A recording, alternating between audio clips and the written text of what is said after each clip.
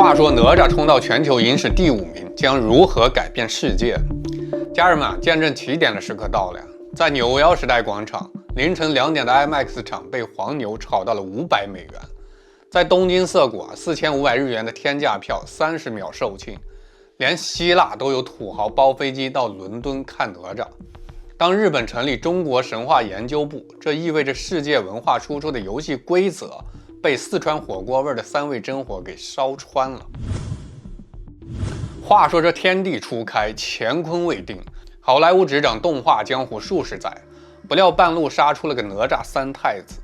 近日 BBC 的老仙掐指一算，痛呼美队4票房折戟，全赖那魔童闹海。诸位看官评评理啊！豆瓣5.2分的片子卖不动，倒怪咱们150亿票房的哪吒太火，这逻辑啊，怕是比申公豹的盾术还玄乎。要我说啊，你这都被老美给断狗粮了，不想着怎么觅食去，怎么还有闲工夫搁这儿想着讨好你的旧主子呢？这些个边角料不谈也罢，您再瞧好了，这哪吒2如今可是3头6臂显神通了，国内票房直接冲破了150亿，超越了《星球大战》，站上了全球影史第5名的宝座。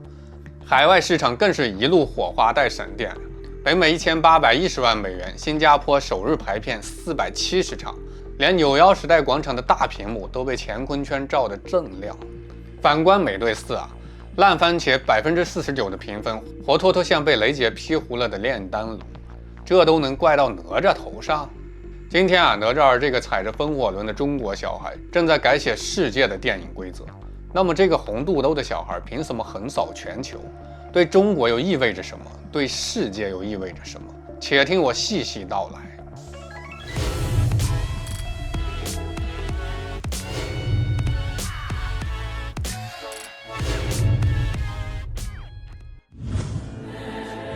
大家好啊，欢迎来到老友记，我是大钊。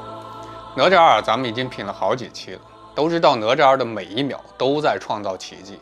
现在咱们随着他的视野一起来看一看更远的远方。哪吒之魔童闹海将于3月14号在英国跟爱尔兰开启限定点映，并于3月21号正式登陆法国、德国、西班牙、意大利等37个欧洲国家及地区的200多家影院。这一发行计划是近年来中国动画电影在欧洲最大规模的商业推广，因为影片融合了三星堆青铜美学、敦煌壁画艺术等传统元素与现代动画技术。此前在北美跟东南亚的票房已经证明其普世叙事能力，欧洲观众对东方神话的好奇心叠加哪吒2的视觉奇观，所以极有可能复制当年卧虎藏龙式的文化破圈效应。马来西亚、泰国等东南亚国家也将于本周率先上映，这些地区中国文化渊源深厚，哪吒传说在华人社群中广为人知，天然具备票房基础。此前哪吒之魔童降世在东南亚已经斩获2亿美元的票房，此次续作有望借助 IP 热度再创新高，就连日本都定档4月4号上映，这个也是大钊比较期待的地方，因为日本的动画配音一直都是见长的，这里我倒很期待日语版的会是个什么样的感觉呢？是你个鸟命！你命由我不由天，是魔是仙，我自己说了才算。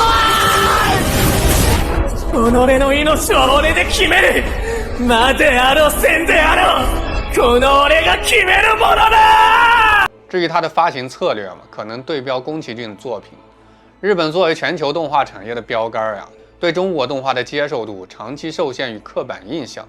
但是哪吒2通过东方英雄主义叙事，好比我命由我不由天的价值观，结合上媲美迪士尼视效的水准，或许能打破这一僵局，让我们拭目以待吧。哪吒2的成绩将对中国产生3大核爆级的影响。第一就是产业革命，4000中国动画人集体封神，每秒2.4亿粒子运算的山河设计图，申公豹48万根飘动的毛发，好些让好莱坞跪服的技术来自138家纯中国公司的联名攻坚。更震撼的是关键技术已经申报国际专利，还记得网飞把爱死机外包给韩国人吗？现在中国动画人用这3招直接掀桌了。第一个，技术碾压，敖丙冰级的0.8秒镜头就烧掉9个月的研发，这动态水墨引线让好莱坞的特效师都集体破防。那第二就是成本屠夫，好莱坞做1分钟的预算，中国能做5分钟顶级特效。请问啊，这你能顶得住？这第三啊，就是文化核弹。中东土豪为了看懂哪吒二中的道教咒语，不惜自学中文。反观希腊观众啊，更是包机追更啊。你就说有多刺激？为什么说网飞啊有可能跪求合作呢？看看下边这3大致命诱惑。第一，全球印钞机，沙特黄牛票炒到4位数，澳洲420人听，场场爆满。这种吸金的能力啊，网飞看了能不眼红吗？第二就是文化变形怪，龙王鳞片秒扮伊斯兰纹样，英配版把急急如律令翻译成了漫威式的台词。这种本土化的能力正是网飞最缺的。第三就是产能永动机，72小时生成了2.7亿天兵模型，4000人云端协作，比韩国团队快3倍。要知道，中国动画产业从上世纪90年代就开始承接好莱坞的外包，比如中间帧的绘制起步，逐步掌握3D 建模、动捕等核心技术。这次哪吒2的138家制作公司中啊，70%曾经参与过《环太平洋》、《变形金刚》等好莱坞项目，形成国内的代工反哺原创的良性循环。正是这样，才有机会催生出像今天哪吒2这样的优秀大作。再看看《纽约时报》啊，中国动画正在改写产业规则。好莱坞报道啊，东方特效开始教西方做人。IMDB 超50%的观众打出满分，这些更是网飞无法拒绝的硬通货呀。哪吒2还将刮起一阵经济飓风，一部电影啊带飞3个万亿市场。上海商圈的餐饮暴涨50%，义乌100万件混天绫卖断货。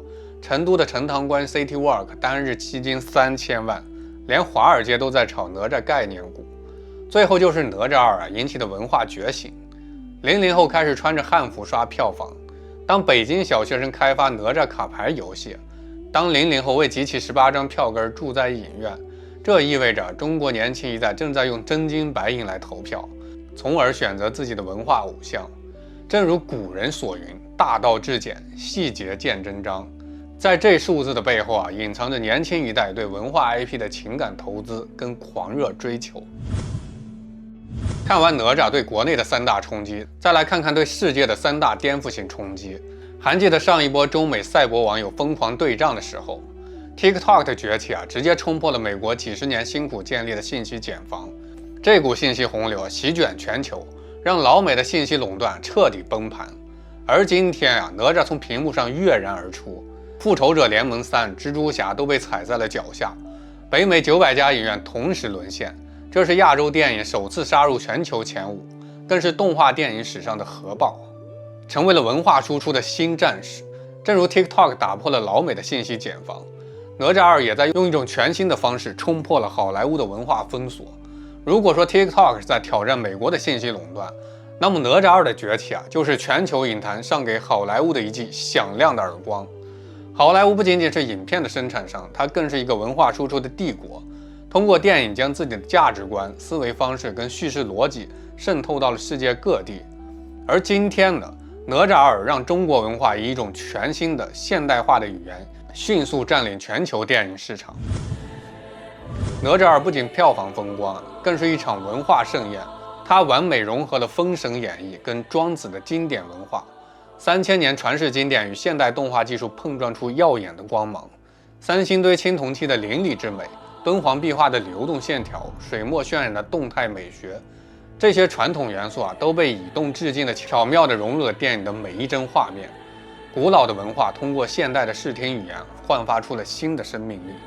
而在美国的首映礼上，《纽约时报》的广场大屏都成为了中华文化的宣言牌。你以为好莱坞主导了文化的输出？今天啊，哪吒2颠覆了文化猎奇的传统逻辑，让西方观众啊通过普世情感的共鸣，理解了中国故事的内核。这一刻啊，不仅仅是电影的胜利，更是文化自信的胜利。我命由我不由天啊，比美式个人英雄主义还上头。这就是文化的力量，这就是中国的自信。从赛博到荧幕，文化的边界从未如此模糊，而我们的声音呀，也从未如此响亮。高盛连夜上调票房预测，迪士尼召开紧急会议，连功夫熊猫的导演都喊话，求别让哪吒退休呀！这场由中国发起的动画革命正在倒逼整个行业升级。所以家人们，这哪是什么票房排名啊，这是新时代的封神榜。当哪吒踩着风火轮捅破了天花板，后面还有姜子牙、杨戬等整装待发，那么你觉得这个红肚兜小子能冲到第几名？中国动画的下个10年又会多疯狂？评论区请告诉我。感谢各位家人们跟大招一起在老友记燃烧青春的热血，点赞订阅不迷路，下期再见。